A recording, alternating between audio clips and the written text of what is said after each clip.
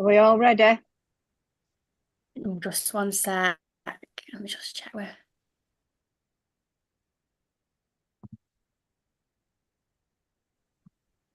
Yeah, we're live, Chair. Thank you. Right, thank you. Good evening and welcome to the West Neighbourhood Forum. The forum is made up of elected members of the council. I am Councillor Quinn and I am the chair of the West Neighbourhood Forum. This is a public meeting and as such, this meeting is being webcast to the public. Members of the public watching the meeting can submit questions to the forum throughout the meeting using the form on the right or below the webcast, depending on your device. At the end of each item, the forum will hear questions submitted. When submitting your questions, please leave your name and the agenda item or subject matter that your question relates to. Only questions relating to items on the agenda will be accepted. You can find the agenda available to download next to the webcast. The clerk tonight is Natasha Matthews, who will be receiving questions throughout the meeting submitted by the public. Right. Item 1 is apologies. Have we got any apologies, Natasha? Yeah, so we've got apologies from Councillor Newton, Councillor Boyle, and Councillors Anne and Barry Holland, Chair. Right, thank you. Sue and Jed Cooney is at Ashton Pioneer Homes. Is open to join later on. Yeah, Natasha was saying, Vinny, thanks for that. Right, item 2, the minutes of the previous meeting. Can we have them? Somebody move them? Move those, Chair. Right, thank you. Right, item 3 is over to Deborah, Enchanted Childcare offer.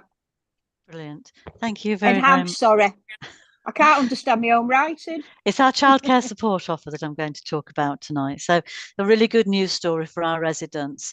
And hopefully in a very short presentation I'm going to do, you're going to get some really solid information. So if I just move to sharing my screen and then check that you can all see my screen. So can you see the screen with the childcare support offer in front of you? Not at the moment, no. Oh, right. Well, that didn't work, did it? So let's give it another go then. Can you see it now? No, we still can't see it. Okay. Do you want me to give it a go and see if I can share it? Do you want to have a go, Natasha? Thank you, because it's up on my... So when it's got a blue band around it, you should be able to see it. Oh, well, hang on a second. I think I know what I've just done. Oh, I think, yeah, we've got it now. now. Did that help? Yeah, perfect. Thank you. That was operator error on my part. So I apologise for that. So I'm going to talk about the childcare support offers available. Really important to these because obviously they're good news stories for our residents in terms of what's available, but also in helping our children and people get ready for school so that we've got an improved school readiness offer as well. So what we have available is a really comprehensive package of support that really drives that movement towards helping children to get ready for school, helping them to engage in other activities to promote their learning as early as possible, and also supports our parents and carers and families across the borough to continue with employment and skills. So many residents will be aware that from April this year, there was additional childcare offering for children aged 2. And that came nationally in March. And so that's for eligible families in England who are working families. So for each parent earning at least the same as 16 hours a week at national minimum wage and collectively under £100,000 a year, they can access this type of childcare. That's for a 2-year-old child and they turned 2 on or before March the 31st in 2024. That provides 15 hours of childcare or early education, and that's over 38 weeks of the year. So that aligns with school weeks as well. And they can access 570 hours a year. And that can be quite flexible. In fact, all of these scenarios can be flexible because parents can choose to use one or more childcare providers to access that 570 hours over the 38-week period. From September, there's additional childcare hours coming in for children aged 9 months to 23 months. So just taking them up to that second birthday. Very similar criteria, obviously different age range, same amount of hours and same amount of flexibility across the different providers. And then in just over 12 months' time from September 2025, that provision is going to be expanded to 30 hours a week. Same criteria for children that are already in that age bracket of 9 to 23 months at 15 hours. The only difference is that that works out at 1,140 hours a year or 30 hours of childcare over the 38 weeks. And that's 30 hours per week over 38 weeks.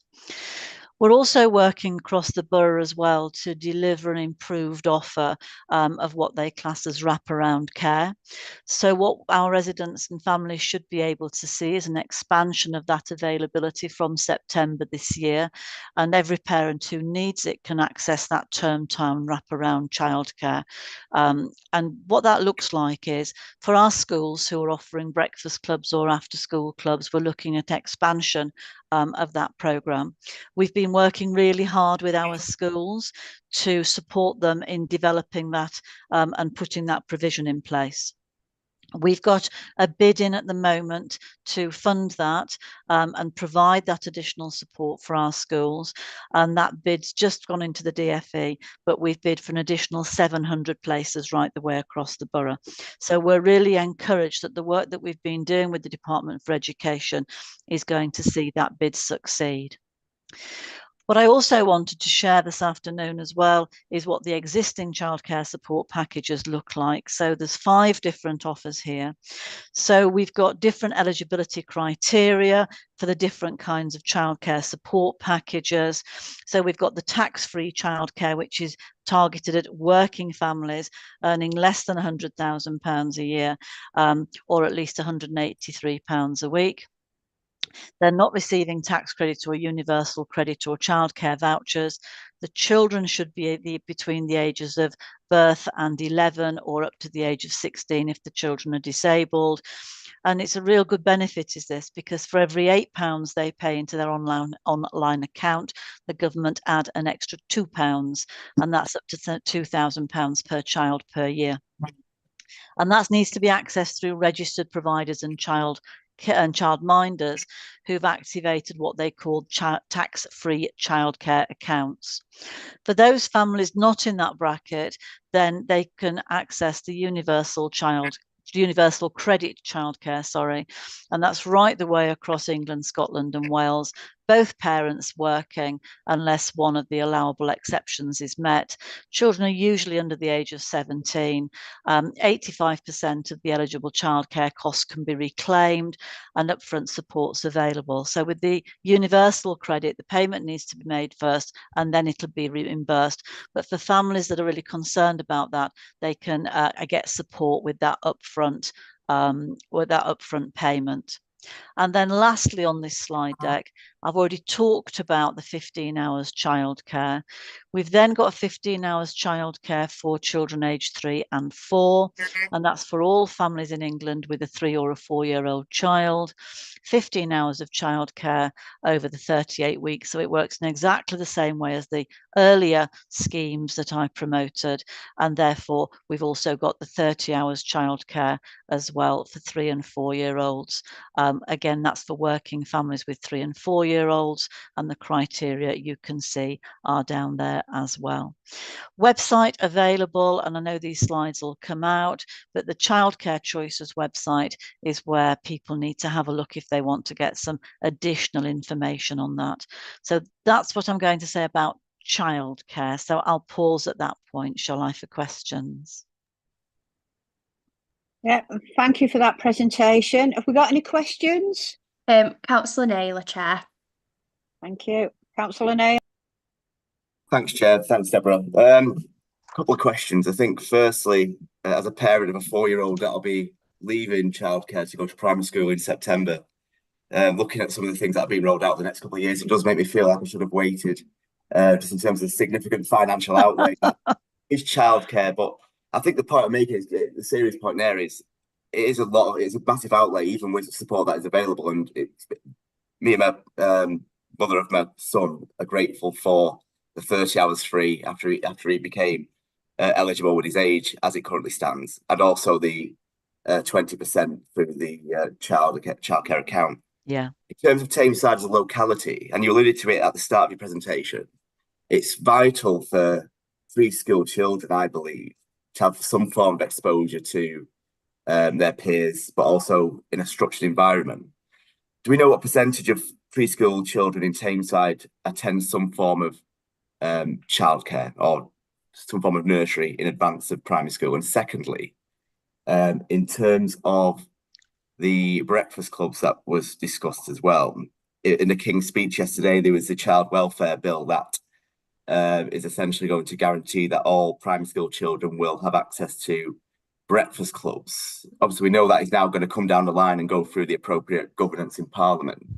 In terms of Tameside, and again, thinking about the locality and thinking about the demographics and some of the deprived areas that we have dotted around the whole borough, are we equipped enough to basically take, when that does come down the track, which I imagine will be quite quickly, obviously it's going to be in the next 12 months, given it's in the King's speech, are we well equipped enough to roll that out pretty rapidly? I suppose is the question. So shall I ask the first question first and the second question second? Sorry, I do apologise. That was 2 separate questions. So it was quite bold there. I was sitting here worrying I was going to forget. Thank you. So as far as I think the first question was about free school meal children accessing early years. Was that the question?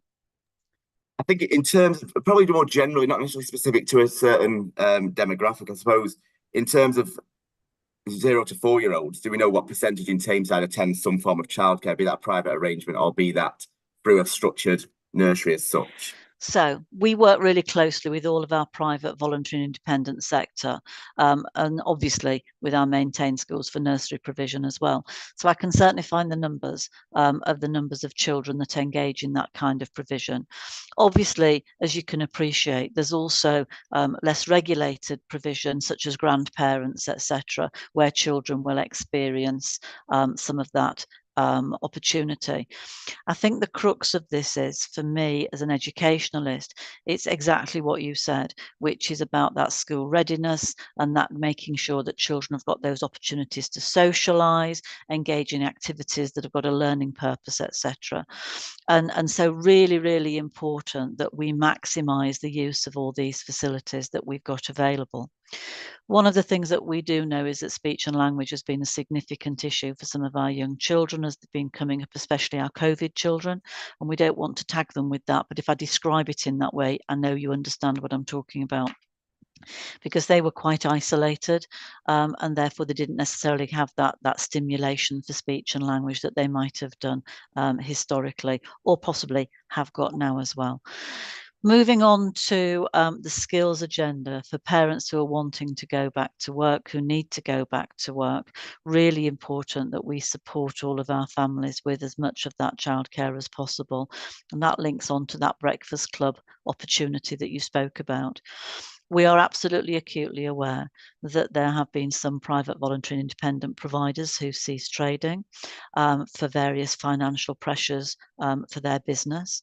And what we're working hard with is all of our primary schools to maximise the opportunities for those breakfast clubs, for that what we call the wraparound care, not just the before school, but the after school. One of the things that we've really struggled with is the fact that a lot of our primary schools already offer all of this preschool, the breakfast club type wraparound care anyway, both before and after. And so maximising the opportunities that we've got in Tameside through this grant funding, we've been working really hard to look at creative ideas. And what we've been able to do is use the application for the fund. We haven't got it yet, but we're very, very hopeful that we will, to put an additional 700 places right the way across the borough of Tameside, so that the most children can access that opportunity that wish to. Obviously, the King's speech yesterday is going to take that one step further. But if we can get over this piece to start with, which is expanding the offer, then in the fullness of time, what we can use this for is that bridge into whatever's going to come down from government that was announced in the King's speech yesterday. But absolutely, totally agree with you. You know, from put my education, my teacher hat on, I know that the younger we can get children into some meaningful learning activity, the more school ready they are, the more they thrive in school, the better routines they can get into, and actually they absolutely develop to their full potential. Perfect. Thank you, Deborah.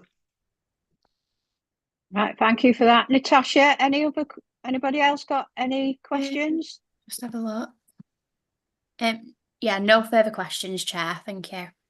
Right, thank you for that presentation, Deborah. And I believe you're doing the next one, the Send local offer. I am. Thank you very much, Councillor Quinn. So this is a really good news story for us in Tameside. Over the past couple of years, we've been working hard to develop a new local offer for Tameside, and I'm really delighted to say that this launched on the 3rd of July. And what the local offer is it provides a single place where children, young people, families, parents, carers can access information, guidance and support on the services that children and people between 0 and 25 with special educational needs and disabilities can access, some of the support mechanisms that families, parents and carers may find beneficial. And really, it's about that one-stop shop. I think what's really important here is this isn't a council initiative. This is a Tameside initiative that we're hosting, and we've pulled together from education, from health and from care, and from the voluntary sector as well, a whole range of information that parents, carers, children and people will find useful and beneficial and help them. In the Send code of practice, it's very, very clear the information that needs to go on a local offer website. And so we've made sure that we've replicated what's required against what provision that we've got, and we've made it a really easy to access local offer. So you can see there on that particular slide, we've got the tabs for early years and education, health, well-being and social care, and we've got the information sitting under it that can be accessed. One of the things that we've made sure that we've done is not take loads of documents that are really difficult to read from, for example, health partners or voluntary sector, etc., and put them on this website. What we've made sure of is that we've got the links in back to those provider websites, because what we wanted to make sure of is that the information is current, it's up to date, and it's relevant. And I think we all know the frustration that when you look on a website for something, you do a search for whatever, you find a document or you find a link, and then all of a sudden, after about 10 minutes of looking, you realize it's 2 years out of date, or there's 2 or 3 different versions that you weren't anticipating. And what we don't want is for families, children, young people to have to navigate through that myriad of outdated information. So we've gone with all the hyperlinks that are built into the website so that all of that information is current, up to date and relevant. What we've also got is a whole raft of different types of information around help and support available in Tameside. So some of the examples there are on that screen. So we've got the bottom left, the Send IAS, which is the information, advice and support service. We've got the Family Information Service. We've got links to a service information directory. We've made sure that we've got travel and transport in there as well, and a whole raft of other useful information. Commission short breaks, especially, really, really important. And then what we've also done is got a section in there that gives us details of all the different clubs and activities that are happening in, around and Tameside. And this is really pertinent, isn't it? Some of our schools are finishing tomorrow, some finishing next week. And it's really important that our families feel supported with activities to engage with their children and give their children some of that socialisation opportunity outside of school and within the school holidays. So again, really good news story for Tameside. It's been a lot of work in the development. The team that have built this have done a really exceptional job. It doesn't sit within the council website. It sits on a separate platform. What we've got on the former Thames side local offer within the council page is a link that says click here, and it should take you to this local offer, which is our new one. So I'm going to stop there because I can see we've got hands up. So more than happy to take some questions. I've just literally shown you a snapshot vignette of what's available, but I'm really hoping that people will go off, if I go back to the first slide where it's got the local offer website address there, and explore it. It is available in 2 colour palettes. We've got a calm colour palette for those people that don't want that high colour stimulation, or we've got the bright and green one that I've got in front of me. Thank you. All right, thank you for that, Deborah. Have we got any questions? Yeah, so we've got Councillor Gwynn. Right. Thanks, Chair. Yeah, I really welcome this as a carer of a child with additional needs. He's 4 now, and we've absolutely struggled to get any kind of sense out of the system. But I have to say the local authority can do a lot better when it takes 4 years to get a MAT assessment through for a child that's clearly got autism, to have a physical diagnosis and be recognised. It's all very well to be on the SEN register with your school, but to have some form of diagnosis and help is probably the local authority is a little slow on that at the moment. Thank you. My understanding is that the MAT assessments come through Pennine Care, but I'll certainly take that back. So thank you for that. All right. Any other questions? Yeah, we've got Councillor Axford. Hi, thank you. Again, that looks like an amazing resource. I just wanted to just ask how it's being promoted to both parents and also to younger people aged up to 25. How we'll be making them aware that this offer is available, and what resources are there. So we've got a whole communication strategy that's about to kick in, which follows through social media, through various websites, through various opportunities, so that we're accessing it and making sure that all of our parent carer fora groups from across the borough are aware of it. I'll be taking this to our parent carer family partnership group on Monday night to celebrate that, so then that can go directly out to their membership. We're using Facebook, Instagram.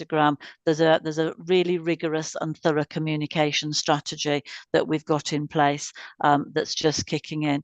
And the other thing we're doing as well is making sure that it's supported as an ongoing piece of work. So it isn't something that we are floating on a platform and saying, thank you very much, it's up there, and waving goodbye to it.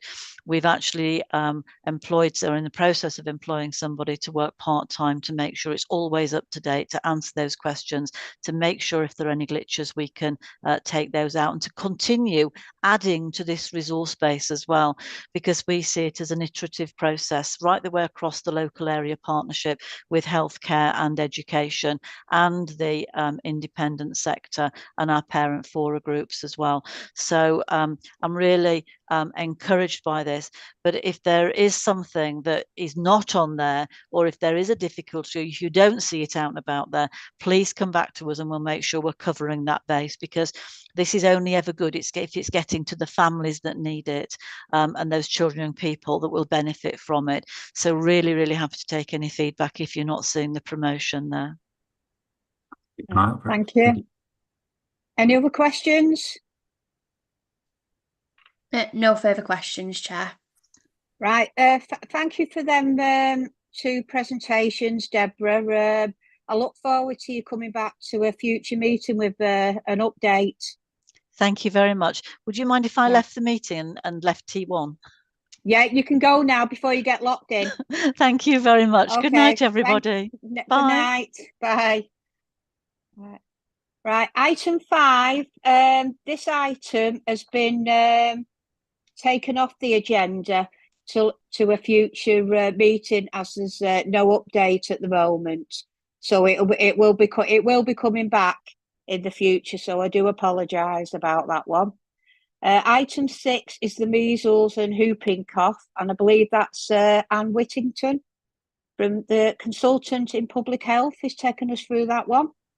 Yeah, hi Chair, thanks very much for that. Let me just see if I can share my slides. Chair, if you don't mind, Go on, can I say in terms of item 5, the reason for the update being postponed is due to the general election, and therefore the sign-off from the Department of Transport was obviously deferred until the new government was started. So we're just waiting on that sign-off, but that's the reason why we couldn't provide an update today.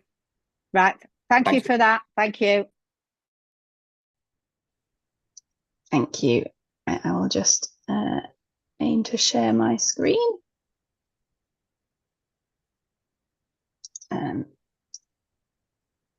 Hopefully you can see that. Yeah, we've got that. Thank you. Great, thank you. Just trying to, I've lost you all now, but that's fine. Okay, so this was an update that I'm providing at the request of the chair, just on the ongoing situation with measles and pertussis, which is also known as whooping cough. So just going to do a couple of slides. Okay, so first of all, measles. As I'm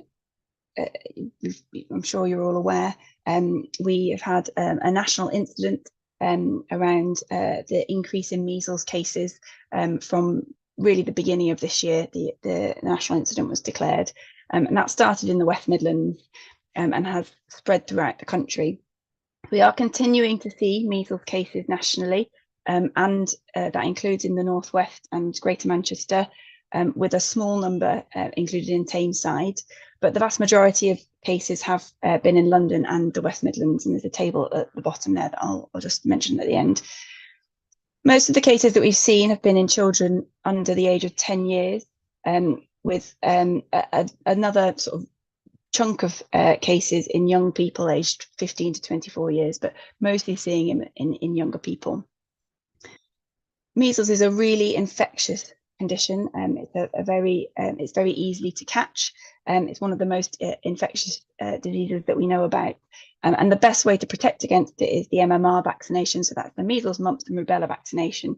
And that's offered as part of the routine childhood immunisation programme to all children. It remains a lifelong offer. So if someone misses the dose, they're able to continue and catch up at any point. In Greater Manchester, including in Tameside, we've responded to this increase in cases through increased vaccination offer, and then we've seen a subsequent increase in uptake as well. We've had offers in schools, family hubs, some pharmacies, and our primary care networks have been doing some work to increase uptake as well and widen that offer. So the message here really is that measles is still out there and circulating. We have seen a slight reduction in the number of cases recently, but I think people still need to be aware that it is still circulating, and that the best protection, as always, is that the MMR vaccination. And as I mentioned, that's either through routine immunisation or via catch-up if missing one or more doses. And that extends to older children and to adults. So if people are unsure, they can contact their GP practice to find out their vaccination status, or lots of people can check on the NHS app or look in Children's Red Book to see whether or not they've had 2 doses of the MMR vaccination.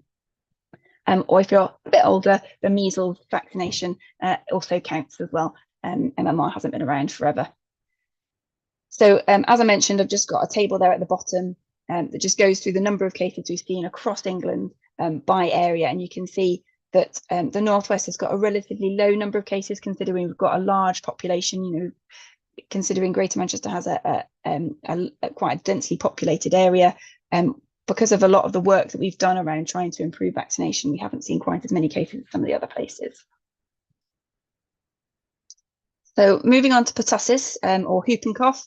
So pertussis is the infection that causes whooping cough, and we do tend to see cyclical peaks of pertussis every 3 to 5 years. So essentially we see not very many cases for a number of years, and then we see a peak in the spread of cases. Like I say, usually it's every 3 to 5 years. The last one was in 2016. The reason that was a bit longer ago was because of the COVID restrictions that were in place, things that stopped the spread of COVID, like the interaction between different people and the closure of the schools and all those things also stopped the spread of pertussis. So that's why we think we've seen a bit of a longer gap than we would normally. So we're seeing an increase in cases across England, and again, that includes in Greater Manchester.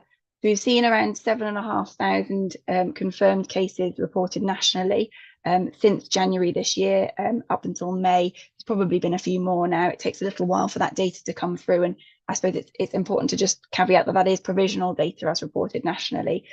If you compare that to last year, we only saw 853 in the whole year, so you can see there the big increase that we've seen this year.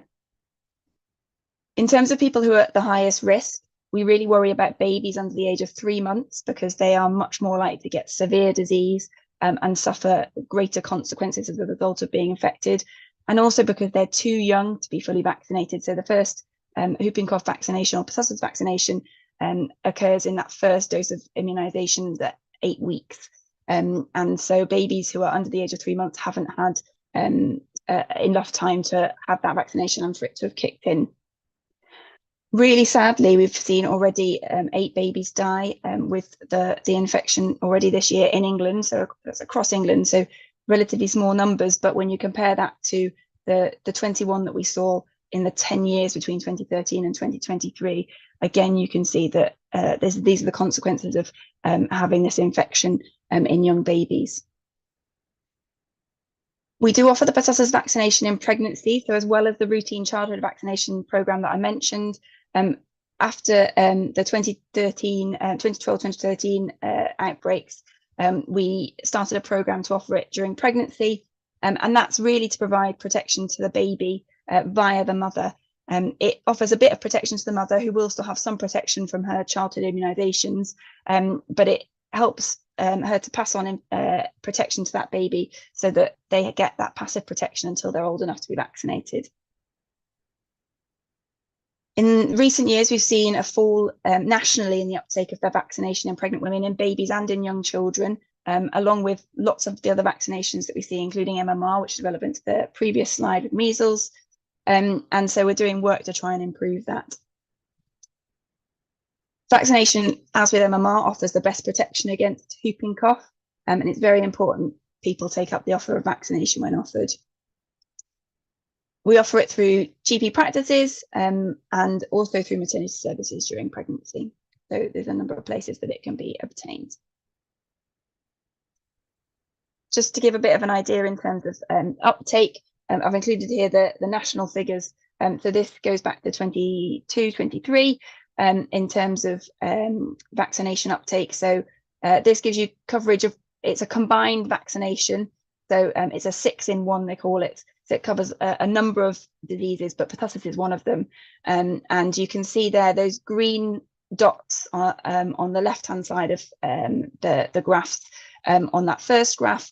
So that's at 1 year old. So that shows how many people have taken up the vaccine by the time they reach the age of 1, when they should have had a full course by that point. You can see that back in 2016-17, for around the time of the last outbreak, we were up over 95%, which is the target that we want to be above.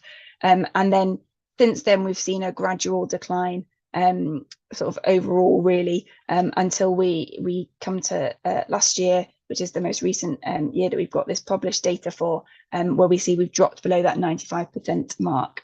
So keen to try and get that back up. And then the one on the right is around the booster that's offered at just before school. So at 3.5 years, you're offered a booster. So by the time you're 5, at the point where you go to school, we can look at uptake there. And you can see that, again, we saw a bit of an increase in uptake after that last increase in cases in 2015-16. You can see that 2016-17 saw that increase. And then since then, we've still seen a gradual decline. And need to work again to increase that. In terms of in pregnancy, you can see I've just put a sentence there at the bottom just to compare the uptake. So you can see it was 60.7% in 22-23 compared to 64.7 the year before, 67.8 the year before, and 70.5 the year before that. So again, this gradual decline that we're seeing. And we know that the number of vaccinations that are offered in pregnancy has increased over recent years with the introduction of the COVID vaccine.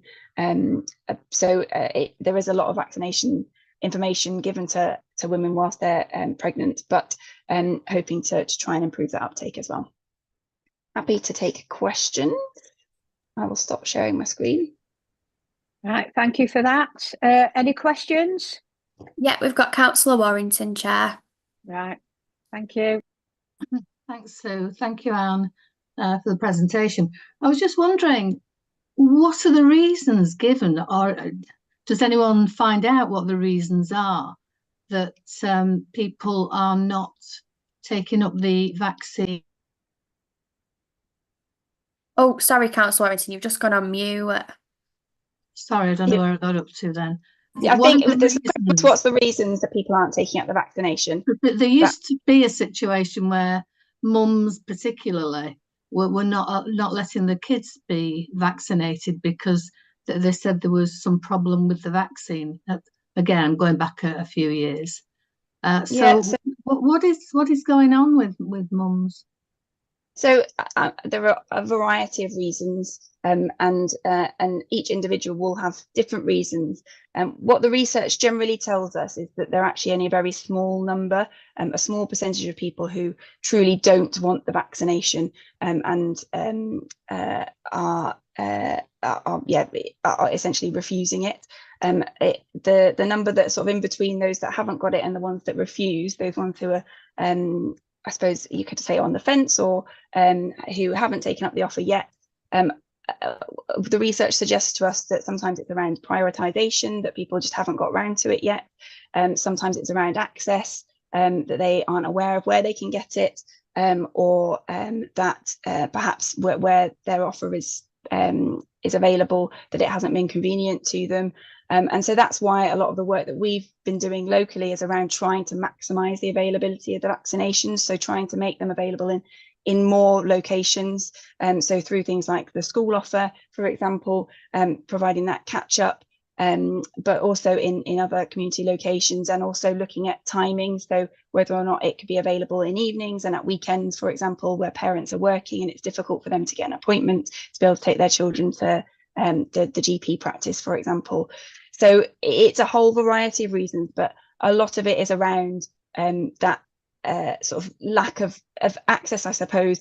The reason I explain it like that is because there has been some research done to look at feedback from people in terms of why they do and don't get vaccinated, but also because if we look at the data, it tends to be the older children are, the greater the uptake. So when we look at having had one dose by the time you're age 5, so at the point where you've had the offer a number of times, so the MMR vaccination is offered at 12 months, so at 1 year, and then again at 3.5, 3 years, 4 months. And so by the time you're 5, you should have had 2 doses. But if we look at how many people have had 1 dose by the time they're 5, it's in the high 90s. So we know that people do get round to it. It's just they don't get round to it early on, whereas earlier on we might be in the high 80s or low 90s for, say, at 1 year or at 2 years. We see that they just haven't got that dose yet, but they do eventually get it, if that makes sense. Right. Thank you for that. Any other questions? No further questions, Chair. Right, thank you for that presentation. And No problem. Thank you very much. Yeah, no, hopefully more parents will take it up when they realise how serious it is.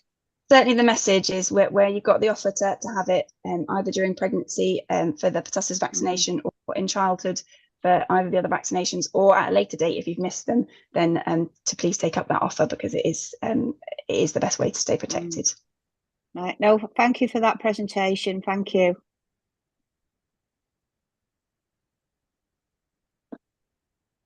Right, item 7 is the date of the next meeting, which is on the 10th of October. Can I just remind members that if there's any items they'd like to see on the agenda, if they can let Natasha know, please. And thank you all for attending the meeting.